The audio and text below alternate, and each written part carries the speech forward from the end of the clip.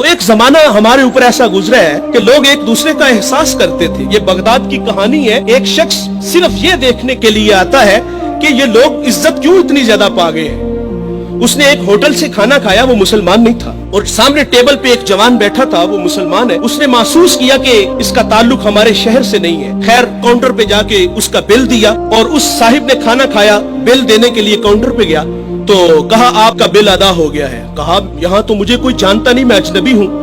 کہا ایسے ہی ہے, ایک مسلمان تھا اور اس نے آپ کا بل دیا اور چلا گیا. رکا اس لیے نہیں کہ آپ شکریہ کے لیے آگے بڑھیں گے, تو اس نے یہ بھی اپنے لیے مناسب نہیں سمجھا کہیں یہ نفس کی غذا نہ بن جائے. وہ اس بات سے متاثر ہوا. پھر ایک دکان پہ گیا, اسے کوئی چیز چاہیے تھی. جب دکان پہ گیا تو اس نے کہا یہ چیز مجھے چاہیے, قیمت طے ہوئی. تو دکاندار پتہ کیا کہتا ہے, وہ کہتا ہے بھائی اسی معیار کی اسی قیمت میں وہ جو سامنے دکان ہے, اگر یہ چیز تم اس سے خرید لو تو تمہیں کوئی اس پہ اعتراض تو نہیں. کہا مجھے چیز چاہیے. وہ سامنے دکان پہ گیا, اس نے وہ چیز خریدی, خرید کے جانے لگا. لیکن یہ تجسس تھا, اس نے ایسا مجھے کیوں کہا, یہ خود بھی تو نفع لے سکتا تھا, فائدہ تو اسے بھی ہو سکتا تھا, لیکن اس نے مجھے اس کے پاس کیوں بھیجا. دوبارہ پھر پلٹتا ہے اور آ کے کہتا ہے بھائی وہی معیار ہے, وہی قیمت ہے, لیکن اس کے پاس بھیجنے کا مقصد کیا تھا تیرا.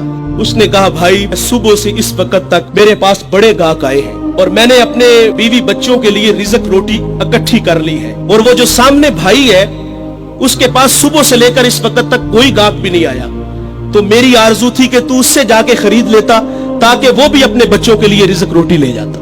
ایک ایسا زمانہ تھا, ہمارے اخلاق اتنے اچھے تھے, ہم ایک دوسرے کا خیال رکھتے تھے. آج تو ذلیل کرتے ہیں. تو حضرت عمر رضی اللہ تعالیٰ عنہ کے پاس ایک مقدمہ آیا بڑا عجیب سا. ایک صاحب نے زمین خریدی اور ایک نے بیچی.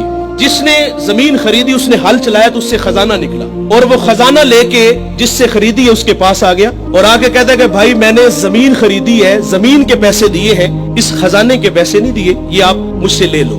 اور جس نے بیچی ہے وہ کہتا ہے بھائی یہ تمہارے مقدر, یہ میں نہیں لوں گا, یہ تمہارے ہی ہیں. ان کا آپس میں تنازع ہوا, حضرت عمر کے پاس آ گئے. وہ دے رہا ہے, وہ لے نہیں رہا. آج بھائی بھائی ایک انچ پہ ایک دوسرے کو قتل کر رہے ہیں. آج ایک انچ پہ بھائی جیونا مرنا ختم کر رہے ہیں اپنے